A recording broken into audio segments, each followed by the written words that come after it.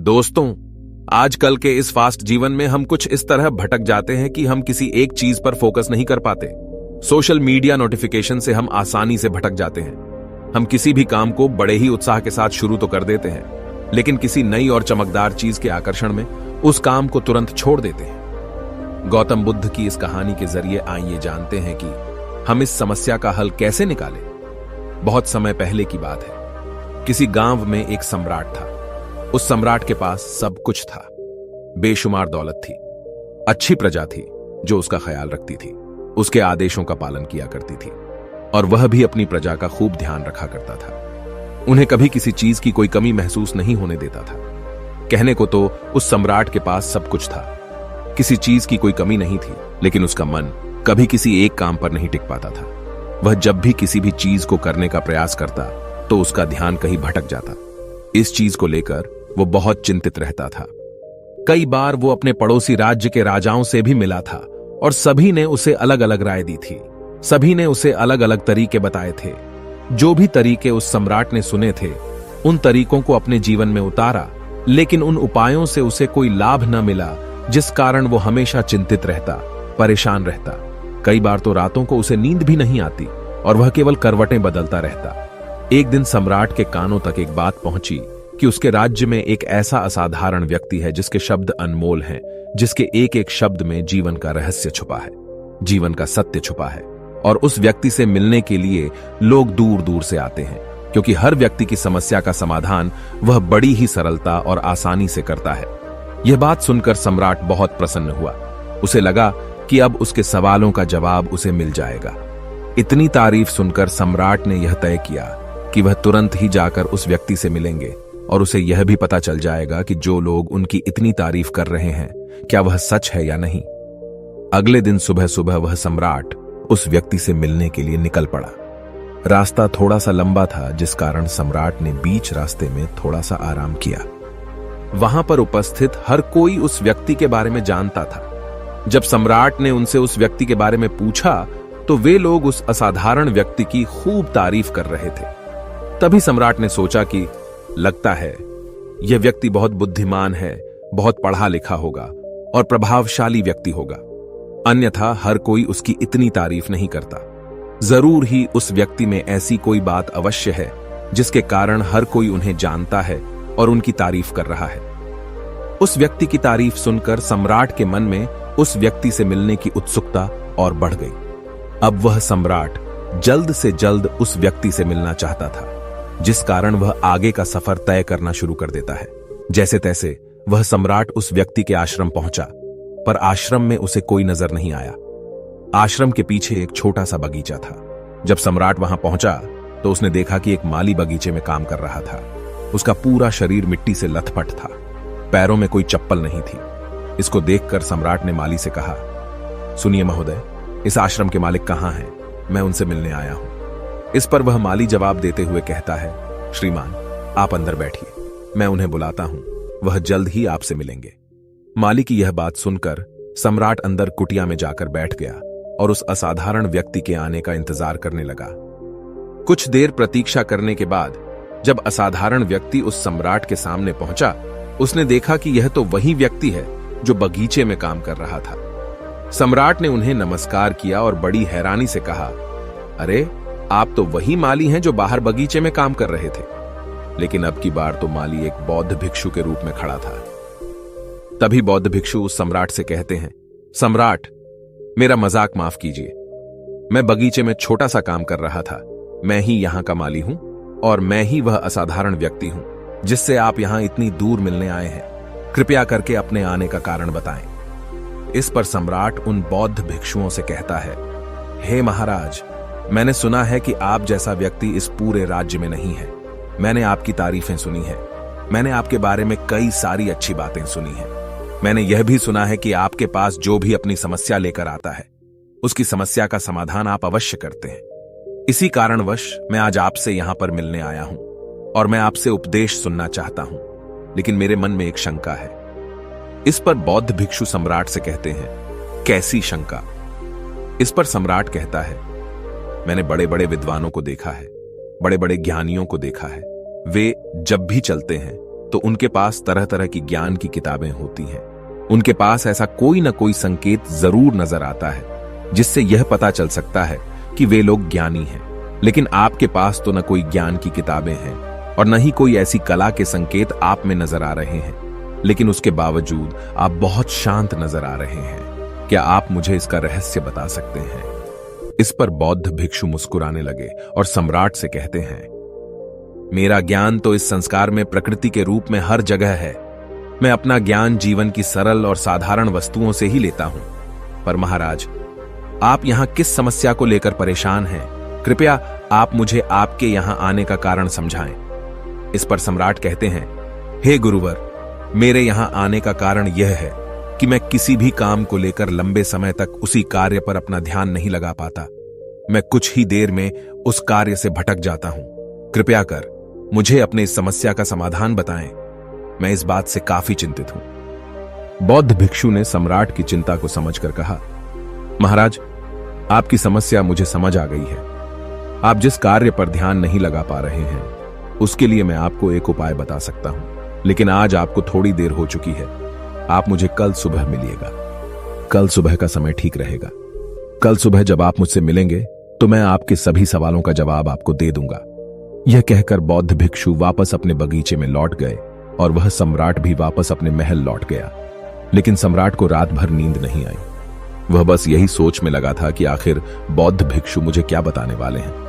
वह तो मुझे एक साधारण से माली नजर आ रहे हैं, लेकिन जिस तरह से उनका मन शांत था, जिस तरह से वह शांत नजर आ रहे थे, यह बहुत आश्चर्य करने वाली बात है। रात भर सम्राट इन्हीं ख्यालों में खोया रहा। अगले दिन सुबह सूरज निकलने से ठीक पहले सम्राट उस आश्रम पर वापस पहुंचा।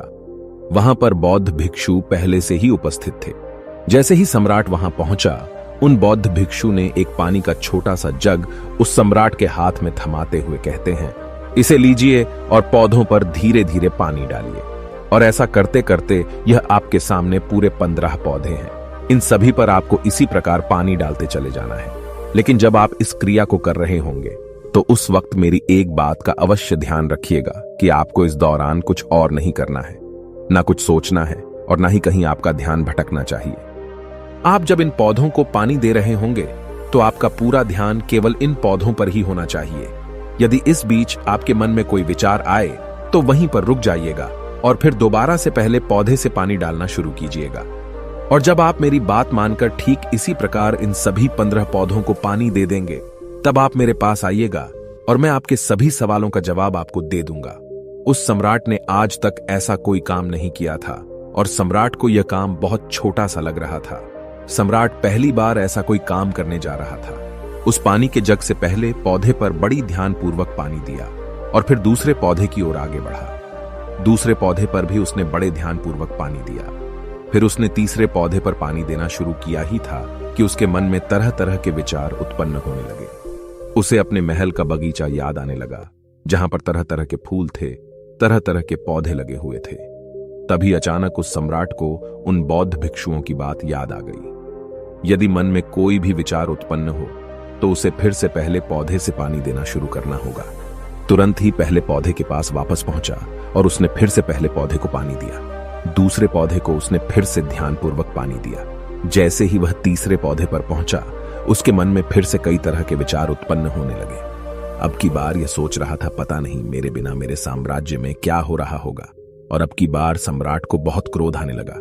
उसने सोचा कि आखिर में यह छोटा सा कार्य क्यों नहीं कर पा रहा हूं। वह तुरंत ही फिर से पहले पौधे के पास पहुंचा। उसने अब की बार बड़ी ध्यानपूर्वक पहले पौधे को पानी दिया, दूसरे पौधे को भी बड़े ध्यानपूर्वक पानी दिया। ऐसे करते करते अब की बार सम्राट करीबन 5 पौधों में बहुत ही ध्यानपूर्वक पानी दे चुका था।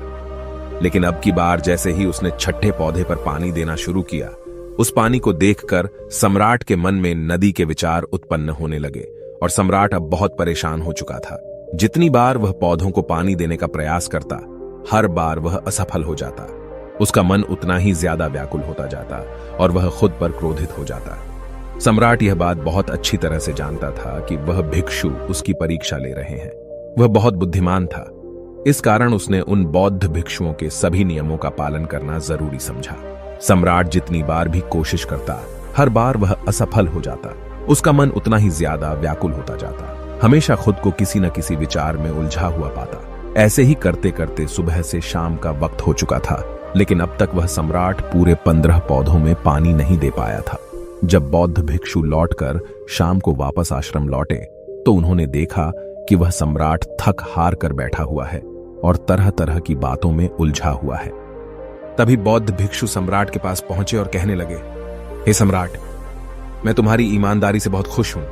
तुमने अपने कार्य को पूरे मन और लगन के साथ करने का पूरा प्रयास किया, इसलिए जो बात मैं तुम्हें बताने जा रहा हूं उसे बड़ी ही ध्यानपूर्वक सुनना और समझने का प्रयास करना। जब हमारा मन विचारों से खाली हो जाता है तब उसमें मन का असली स्वरूप नजर आता है। तब साधारण से साधारण सा काम भी हमें ज्ञान और शांति देता है। इस पर सम्राट उन बौद्ध भिक्षुओं से कहता है, हे महाराज, पर यह कैसे संभव है? मैं तो जब भी कोई कार्य करता हूं तो मन में कई तरह के विचार उत्पन्न होते हैं और मैं उन विचारों में फंस कर रह जाता हूं और वहां से बाहर निकलने का कोई रास्ता मुझे नजर नहीं आता। तभी बौद्ध भिक्षु मुस्कुराने लगे और सम्राट से कहते हैं, हे सम्राट, तुम पौधों में पानी नहीं डाल रहे थे, तुम तो जल्दी जल्दी अपने इस कार्य को बस खत्म करना चाहते थे। तुम्हारे मन में तो यह विचार उत्पन्न हो रहा था कि तुम जल्दी से जल्दी इन 15 पौधों में पानी दे दो और उसके बाद तुम मुझसे मिल सको, मुझसे अपने प्रश्नों का उत्तर जान सको। किसी कारणवश यह कार्य तुम्हें बोझ सा प्रतीत हो रहा था, मानो मैंने तुम्हारे कंधों पर एक बड़ा बोझ रख दिया हो, और यही कारण है कि तुम अपने आप को इस पल में रोक नहीं पाए। जब हमारे सामने पड़ा हुआ कार्य बोझ लगता है तो हम उसे बस जैसे तैसे खत्म करना चाहते हैं और उस काम को करते समय हम अपना पूरा ध्यान उस कार्य पर नहीं दे पाते।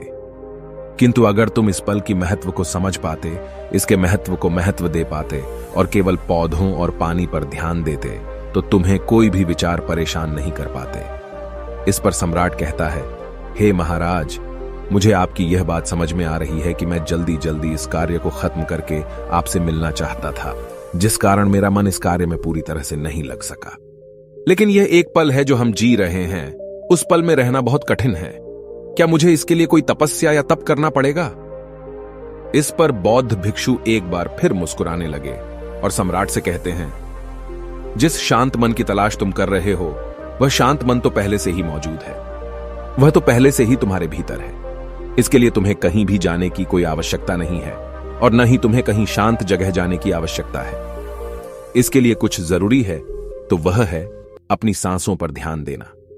इसलिए अपनी सांसों पर ध्यान देना सीखो। हम किस तरह से सांसें ले रहे हैं और किस तरह से छोड़ रहे हैं, इस बात को देखने और समझने का प्रयास करो। तब तुम्हें यह समझ में आ जाएगा कि तुम्हारा शांत मन तो तुम्हारी सांसों के साथ ही बना हुआ है।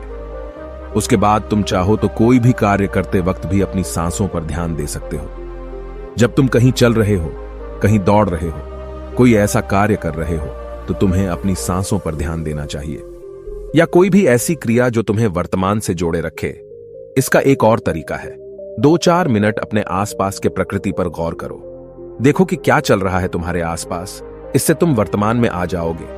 फिर तुम अपने कार्य को जल्दी जल्दी बस यूं ही खत्म नहीं करके उसे पूरे मन से करने का प्रयास करो, जिससे तुम्हारा मन एकाग्र होगा। और जब तुम्हारा मन एकाग्र होगा तो तुम चाहे कोई भी कार्य क्यों ना करो, फिर चाहे वह छोटा हो या बड़ा, तुम्हारा मन उसमें पूरी तरह से विलीन हो जाएगा और वह कार्य ही तुम्हें शांति और ज्ञान भी प्रदान करेगा। ऐसे समय पर हमारे मन में किसी प्रकार के कोई विचार उत्पन्न नहीं हो पाते, और जब हम ऐसा करते हैं तो कर्ता और कर्म एक हो जाते हैं और हमारे भीतर की जो शांति है वह प्रकट होने लगती है। हम उसमें मग्न हो जाते हैं। इसे तुम चाहे तो आनंद कह सकते हो या फिर वर्तमान में जीना कह सकते हो, और यह अवस्था बड़ी सरलता से प्राप्त भी कर सकते हो। बस तुम्हें केवल अभ्यास करना होगा। बौद्ध भिक्षु सम्राट से कहते हैं, जो मन मुश्किलों में शांत रहता है, मुश्किलों से भागता नहीं है, केवल सचेत रहता है, वह मन हर परेशानी को पार कर सकता है, हर दुविधा से बाहर निकल सकता है। सम्राट को उन बौद्ध भिक्षुओं की यह सारी बातें समझ में आ चुकी थी। उसने उन बौद्ध भिक्षुओं को प्रणाम किया और वहां से वापस वह अपने राजमहल लौट आया। उसने अपनी सांसों पर ध्यान देना शुरू किया और धीरे धीरे इस निरंतर अभ्यास के कारण वह अपने हर कार्य को ध्यान और मन लगाकर किया करता था, जिससे उसे असीम शांति मिलती थी और वह छोटे छोटे कार्यों से भी बड़ा से बड़ा ज्ञान प्राप्त कर लेता था। इसलिए दोस्तों, कभी किसी कार्य को बोझ मानकर मत कीजिए। क्योंकि यदि आप उसे बोझ मानेंगे तो जल्दी जल्दी उसे आप अपने ऊपर से उतारने का प्रयास करेंगे, अर्थात उसे जल्दी जल्दी खत्म करने का प्रयास करेंगे। लेकिन इस प्रयास के दौरान आप जो भी कार्य करेंगे वह पूरे मन और लगन से नहीं हो पाएगा, और ऐसे में आप उस कार्य को जो अंजाम देना चाहते हैं, हो सकता है कि आप उसे अंजाम भी न दे सकें, और इसी कारणवश आपके मन में तनाव भी पैदा हो जाता है। हम चिंतित रहने लगते हैं, परेशान रहने लगते हैं, क्योंकि जो अंजाम हम उस कार्य को देना चाहते थे, अंजाम हम उस कार्य को न दे सकें। और हम में से अधिकांश लोग यही गलतियां करते हैं।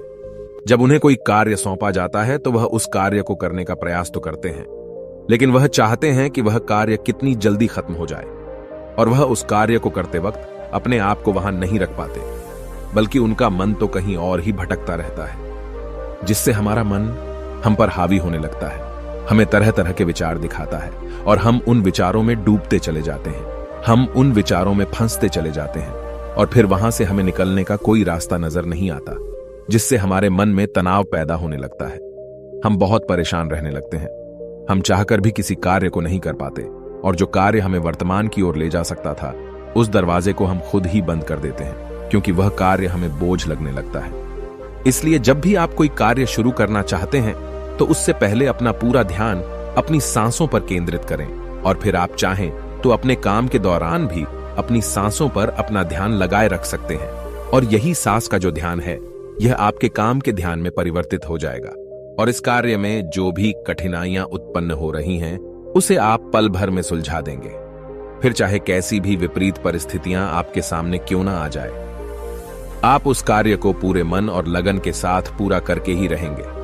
दोस्तों, उम्मीद है कि आपने आज के इस वीडियो से जरूर कुछ न कुछ सीखा होगा, तो इस वीडियो को अपने दोस्तों के साथ शेयर करना ना भूलें। और अगर आप ऐसी ही गौतम बुद्ध की कहानियों को लिखित रूप में पसंद करते हैं तो बोधि इंस्पायर्ड की मेंबरशिप ज्वाइन करिए। हम ऐसी कहानियां अपने मेंबर्स को रिटन फॉर्मेट में देते हैं। हमें ऐसे ही सपोर्ट करने के लिए चैनल को सब्सक्राइब भी जरूर करिए। तो चलिए मिलते ऐसे और वीडियो में, तब तक के लिए अपना ख्याल रखें। धन्यवाद। नमो बुद्धाय।